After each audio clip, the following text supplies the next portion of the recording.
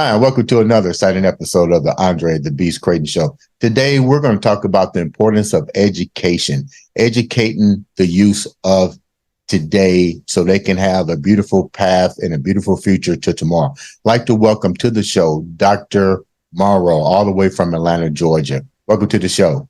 Thank you. Thank you so much. And thank you so much for having me. Did I get the name right, Dr. Morrow? Yes, Dr. Morrow. Dr. Morrow, but Morrow.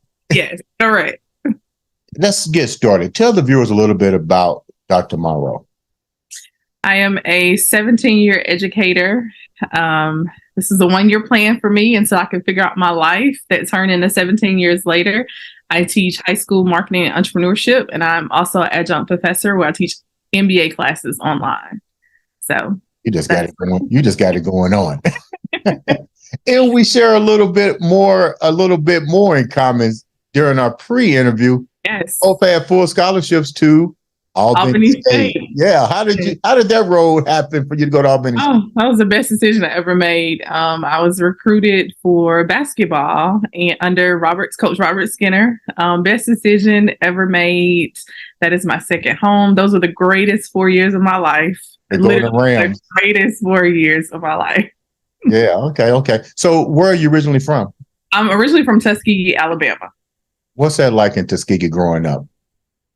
Ooh, it's Tuskegee. I mean, it's a small town, but it's home for me. So not much there.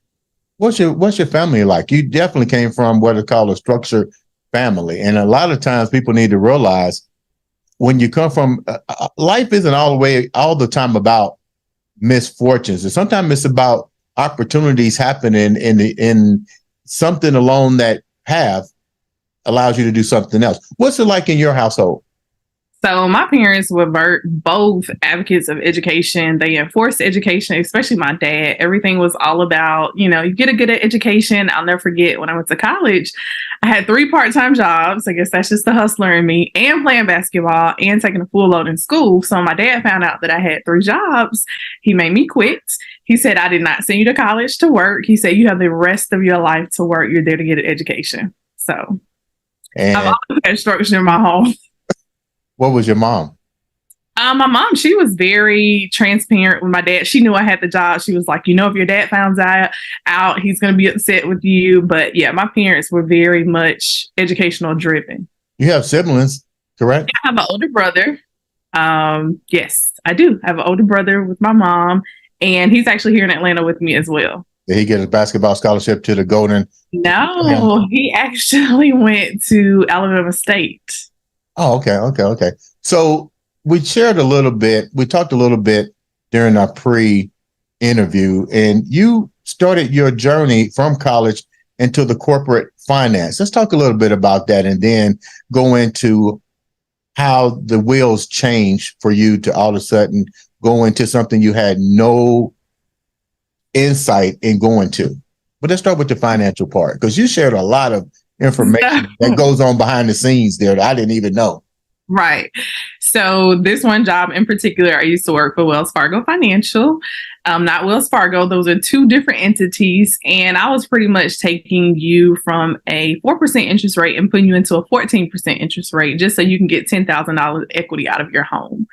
That went against my moral beliefs and ethical values. And I was like, I can't do it. But the money was great. The money was definitely great. I took a massive pay cut to be a teacher. It was literally just something for me to do. I remember my cousin telling me, hey, they're having a job fair. So I went to the job fair just to figure it out. My background is not education, so I had no idea where to start. Went to the job fair and I was hired on the spot and had to go through a teacher alternative preparation program to get certified as a teacher. Yeah. But yeah, it was a 1-year plan and I haven't looked back since. So let's go back a little bit. You shared something that's really profound here. Mm-hmm. And I harped on that quite a bit yesterday. What was the reasons when you realized what they were doing in the financial industry, was it to a certain select group of people they was trying to make them get this outrageous rates? And when did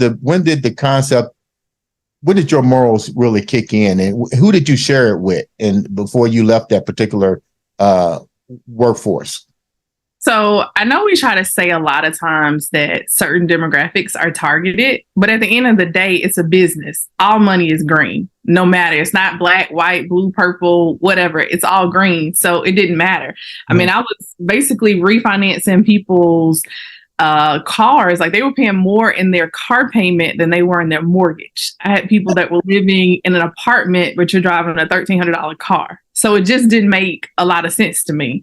And realizing that, I'm like, this can't be what I'm destined to do for the rest of my life. Did they understand what was happening to them, or they couldn't read the fine print?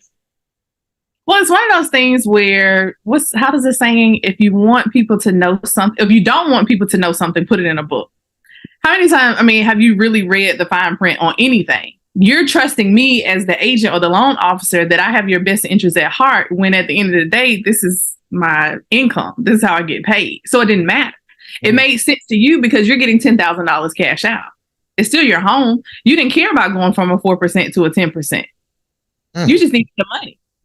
And you just never know people's situations, their circumstances. I said I'll never co-sign on anything for anybody. Because I've worked in that area, and it's just like, man, y'all are so far in debt. Just because you wanted a car? Just because you wanted a house that you couldn't afford? It was just really a huge eye-opener for me. Really? What was the one part that was the eye-opener that you said, I'm done? Who came in and asked for that loan, and you was like, okay, I'm done?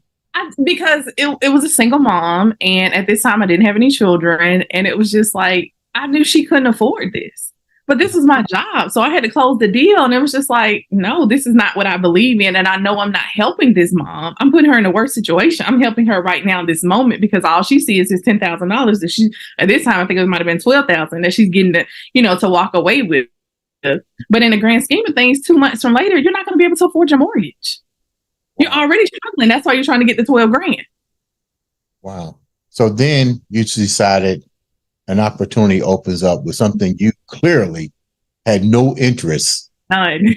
If somebody says, "Hey, go babysit my kids," oh no, the first thing in your mind is like, "Oh my God, I don't want to go there." What was it like when you finally did take that first day on the job, when you went to work? And first of all, what type of school system did you go into? I'm in a public school system. It was fun. Like, I was still fairly young. I might have been 4 or 5 years older than these kids at the time, but I couldn't let them see that or know that. But it was just fun. Like, even now, 17 years later, there's never a dull moment in my day. My kids are so entertaining. Like, there's never a dull moment. And because I teach marketing, everything is marketing, no matter what we discuss. Like, we're going to go talk about how Beyonce just did the Renaissance grand premiere last night, and everybody dressed up, because that's still marketing and branding. I just ordered the perfume. She convinced me just from a post that I showed them in class to spend $185 for a bottle of perfume. I had no idea what it smelled like, but that's marketing. So I have to get to their level to get them to relate. So if I have to talk about Beyonce, Jay-Z, I don't care who it is, for them to understand the concept of marketing, then that's what I do. And that's what makes it so fun, because everything is marketing. When you went into the school, you had no idea on what you was going to teach. You had no idea of the curriculum. I used to be a school teacher. So I remember my first day of teaching kindergarten through 8th. I literally came home and laid on the couch and went to sleep. And remember telling my friend, I'm going to call those teachers, if they're still around, and say, I am sorry, because I know I had to be bad as hell after what I just witnessed there. But I had to do an evaluation of my students on each grade level. When you went in for the first day, what did you have to evaluate, and what did you feel was a dire need to be taught? I think for me, I'm a talker, so I'm a conversational teacher. I had a Mr. O, I love him to death. He would always tell me, you entertain these kids so well. And I'm like, it's not so much entertainment, but I'm reaching them at their level. I meet my kids where I want them to, where they are, not where I want them to be. So for me, I think, the biggest thing was the getting to know them. So the first question I asked my first year was like, okay, y'all, where's everybody going to college at? And they were like, huh? And I said, where's everybody going to college at? And they were like, going to college? Dr. Morrow, we're not going to college. And to me, that's when the light went off. Like, this is insane. This is crazy. Like nobody has a desire to go to school to want more. And, you know, I share transparency conversation with them. It's like, as crazy as it sounds, I went to college to pledge. Like, if you didn't have my Greek organization on the yard, I wasn't going to that school. Oh, but okay, now the truth is coming out. No, I try to get them to see college is so much more than just an education. It's an experience. It's about relationships. And knowing that my students at that time had never been exposed to anything college life was mind blowing. What's the grade levels that we're talking about? 9 through 12. 9 through 12. What was the households like? Because we talked about this. You can't expect people to elaborate. Right. And it starts in the home. Let's get real. It does. You can't expect kids to elaborate on something that's not even talked about in their house, especially if the people in the house didn't get those opportunities. Yep. They can't even relate to the experiences and so forth. You got the experiences because it was talked about in your family, it was stressing your family. So evidently your mom and father came from academic backgrounds. So how do you get this out of them and change their mindsets? So because I'm a very transparent teacher, I share my college experience with all of my students. I went on a full athletic scholarship to play basketball. I don't know what it's like to be a normal student because I wasn't. I mean, the whole aspect of the academics is a blur, but everything else, I remember everything about my college experience. So bringing that into my classroom and having that transparency with them, showing them different things on social media, like this is college life. It's so much more than you just going to class, but you also have to have that discipline. Because like I told them, my dad was very firm. He didn't play no games. But I thought I had discipline until I went to college. Mm-hmm. I did. Like Coach Skinner humbled me very quickly. Give me an example of being humbled very quickly. Just your parents aren't going to always be there. They're not going to be your go-to person. Like at some point you got to stand on your own 2 feet. I remember calling my mom just crying like, come get me. I cannot take it. This man is making my life hell. I was just ready to go. I was ready to pack up my things. I called some of my friends who went to Tuskegee and they were like, girl, it's the same way here. But they were instilling in us that discipline, what we needed, what we thought we had. I mean, I remember going to the track at 3 a.m. in the morning. So ran on that track many times. So what? I ran on that track many times. The sand dunes, like all of that. I slept at the sand dunes many times. Yeah. So just being a student and being a student athlete are two totally different things. Like even the athletic, that being athletic in high school versus being athletic in college are two totally different things. Yeah. So just sharing that story with them and just allowing them to live inside of my life. What are some of the responses that you get from the students, and what age, what grade levels are you getting the responses from? Because everybody can't, let's be real, everybody can't be an athlete. I went to school through athletics, but I also understood that when it was time to take the SAT, oh shit, I need to be just as academically responsible as well. So you got 9th to 12th. What kind of responses are you getting from each one of those different individuals? So let me say this. I'm all about education. I am, but it's not the end all be all. I get it. Everybody's not going to college. I mean, I look at my own kids, just the way the world is changing and evolving. Will college even exist by the time they go to college? So just have a plan. That's the main thing. Just have a plan. I get it. College is not for everyone. However, what is your plan? What is your alternative? Like I break it down to them, what is a realistic goal for you to make when you graduate high school or even have a degree? Because in our mindset, we're taught, go to school, go to college, come out and get a good job. But now with student loan debt being as high as it is, you got people that can't even afford to pay their student loans back. And you have some people that go directly into the workforce. Just have a plan. I get it. College is not for everybody, and that is okay. But you still need a plan. Something we talked about yesterday, and you really brought it to clarity for me. You dealt with teaching a lot of what-to-do students, from TI to Chris, the whole 9 yards. What's the difference that you see with the haves, the have-nots. Well, it's not, I mean, not necessarily singling out, his kids specifically. It's just the area that I was in at the time. The demographics, the financial aspect of it. On one side of the street, you got $1 million homes. On the other side of the street, you got the hood, you got the projects. But money matters, because with money, you have exposure.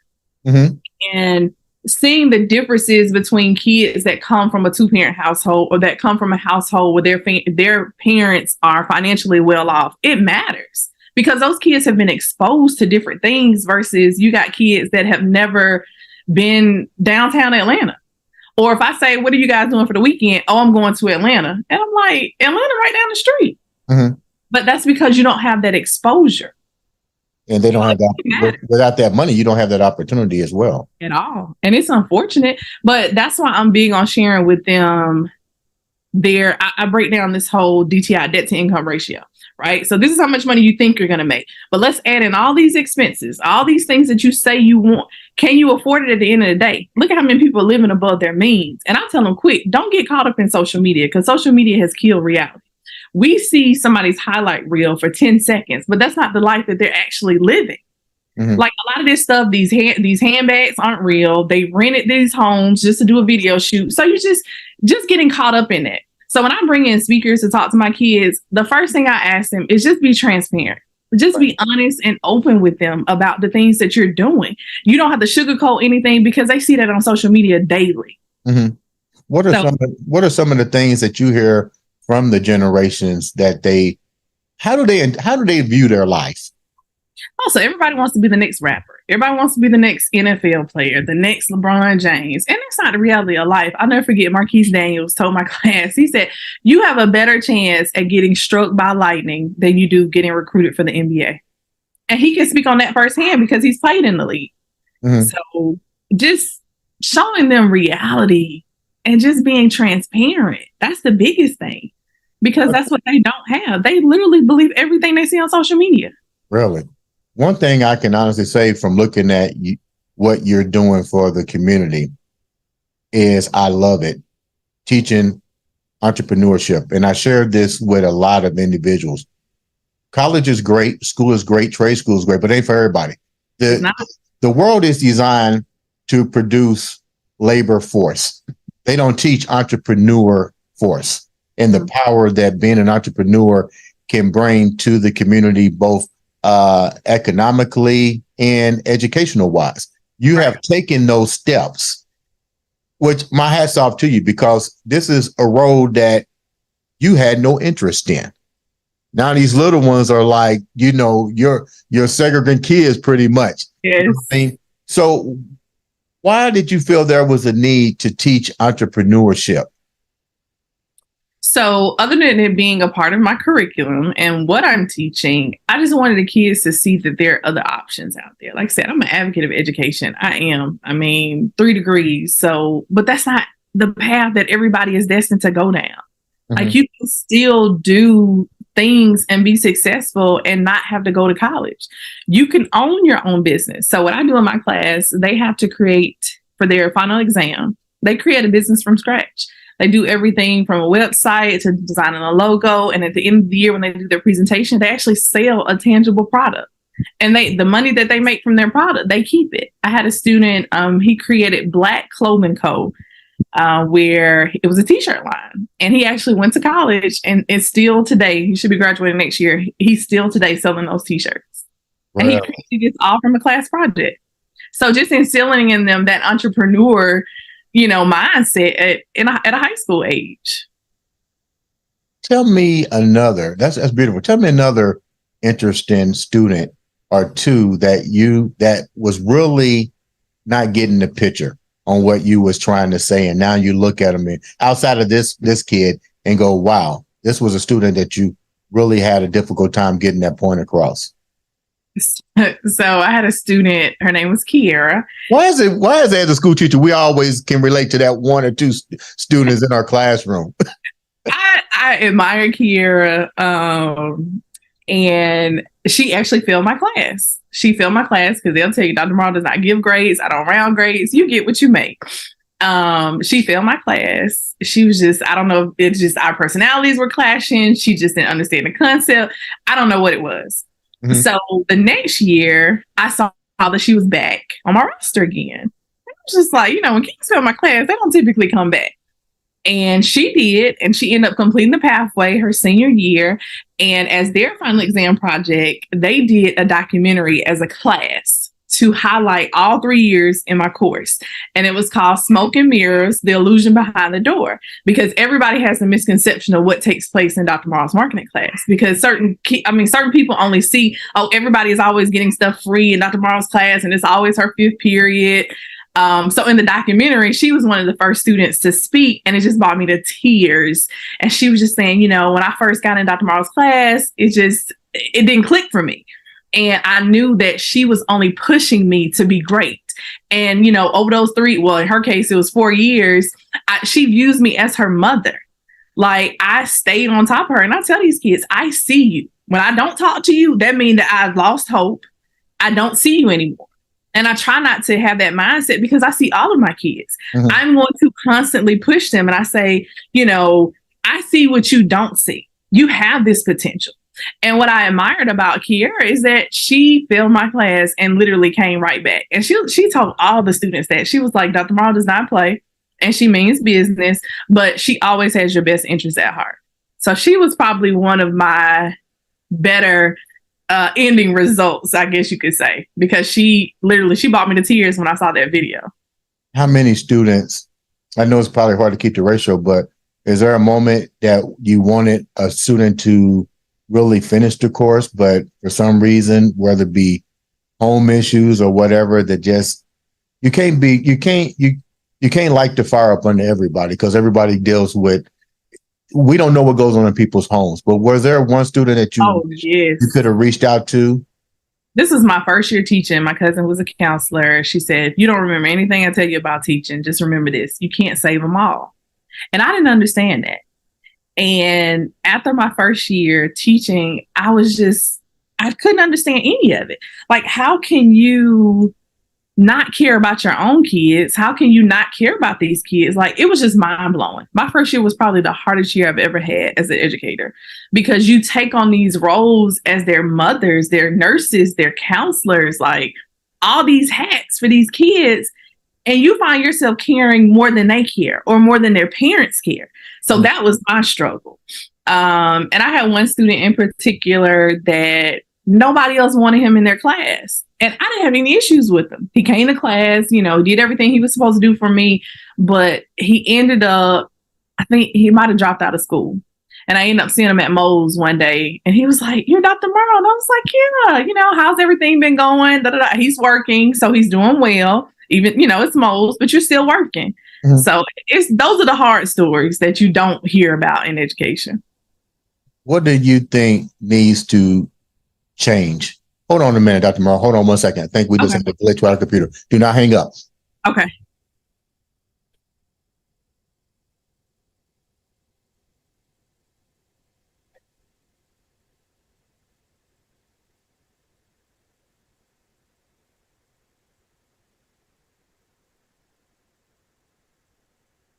All right. What we'll do is we edit anyway. So what happened, that show just uploaded. Okay. So my question was, what do you think needs to happen in the school system? We know we need more money, but what would you like to see change? Accountability. On whose part? Parents, school system, government, state officials? There is no one person. Because when you think about the school system, think of a puzzle piece. All the pieces go together. But when one piece doesn't fit, you can't complete the puzzle. So it needs to be accountability on all aspects: parents, teachers, students, community partners, government. Like I tell people, the No Child Left Behind Act, we voted on something that we had no idea what we were voting upon. That was the worst thing we could have ever done to education. Why is that? Because we're just passing the kids along. How are we helping these students? Right. Really, in the grand scheme of things, how are we helping? How are we really preparing them for life? Really, we took the graduation exam out of education.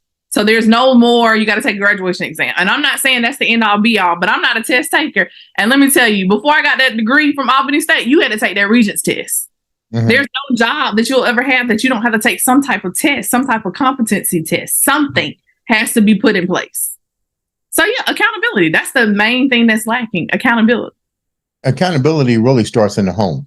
It does. Absolutely. Absolutely. How are the parents? What is your take on the parents in general, especially what you're imposing and what you have implemented into the school system? Are you getting a serious outreach from them? Or can you tell from the kids, even if their parents are really involved in their lives? You can tell. You can always tell. You can tell those conversations when you have with the parents and they say, oh, I'm going to get on him. You'll see a change. And then the next day it's the same thing. So that lets me know who's running the household. That's the first and foremost. When you don't have respect for your own parents, and that's obvious because you acting out and you doing what you want to do. I just feel like I teach 150 kids a day as a teacher, as an educator. But as a parent, you have one child. You're not concerned about the grades that your child has in school. That's a problem for me. But that's so common. That is so common. And I get it. By the time they get to high school, you try to give your kid that independence to do what they're supposed to do. But you know your child. I know my kids. If a teacher called me today and say, Taylor, my daughter won't stop talking in class, I know without a shadow of doubt that is absolutely true. But if somebody called me about my oldest son and tell me that, that's not true because he's not a talker. He goes in, he's focused, he got tunnel vision, he ain't saying nothing to nobody. But you know your kids. And you know those kids that you have to stay on top of, even in high school. What do you bring to your family, your kids? What values and what ground things do you set in place for your kids' success? You're doing it for other kids. But like I said, once again, it starts in the home. Do you still bring those same traditions into your household? Tell me about it. Oh, absolutely. We have so much structure. It's unreal because I can tell the way looking at you, boy. You'd be like, hey, you don't want to go there. And that's the biggest thing because, I tell my kids all the time, I'm so hard on them. And, you can say cliche or not. I'm hard on my own kids because I don't want my kids to end up like some of the kids that I teach. So my children know from the jump, like a B is not acceptable in my household, period. If you got a B, we need to figure out why you got a B. My kids are to the point, they'll talk to my mom, they'll talk to me because I get the grades on my phone. I'm like, why did you get an 89? That's not a 90. And, people can say what they want to say. You raise your children how you choose to raise your children, but this is how I choose to raise mine. Oh, so I was getting ready to say something. You got ready to cut me off, huh? No, there is a standard that I have because that was the standard that was held for me growing up as a child. My dad had high expectations of me in my educational ventures and what I was going to do in life. So I hold my kids to those same standards. And my dad rewarded me for the things that I've done. My kids will tell you that Christmas is every day in our house. There's not a set time where you get rewarded for anything because you're doing what you're supposed to do throughout the year. I don't pay them for chores. You're supposed to make your bed up. You're supposed to make good grades. But when you go above and beyond, you ask me for something, of course I'm going to give it to you because you're doing everything that you need to do to set yourself up for success. But everybody's different. Yeah. Everybody is different. You know what, man? You are definitely a beast mind setter for real. I like the whole concept. How can the viewers be a part of your program? I know you're in Atlanta. If people just want to understand your program in general, because I don't think it needs to be centralized in just one area. You're teaching something that truly needs to impact a broad spectrum. How can the viewers reach out to you to learn more about what you've implemented into the school that you're currently at? Absolutely. So Instagram is my biggest source of communication. It has my email and everything. You can reach out that way. I do check my DMs. I'm on social media all day, every day because I teach marketing, and that's how my kids get in contact with me as well. But it's at Dr. Morrow Marketing Class. So at Dr. Morrow Marketing Class. And then if you want to come in and be a guest speaker, we are always looking for people to come out and speak and share their remarkable stories. Leave the viewers with something that only Dr. Morrow can leave the viewers with. Let's see. So I had a speaker that shared this in my class one day, And it just made so much sense. And it put everything in perspective for me as an educator, but just as a mom, as a parent, as everything, the many roles that I have and hold, the titles or whatnot. He said, you can't see the picture when you're in the frame. You can't see the picture when you're in the frame. So it's okay to take a step back. You're not going to be perfect. Every day is not going to go the way you expect it to go. Life goes on. We have so much that we take for granted in life, but you can't see the picture when you're in the frame. Take a step back, and it's okay. It's okay not to be perfect, because none of us are. Just do your best and have a plan. Ladies and gentlemen, this has been another exciting episode of the Andre the Beast Crayton Show.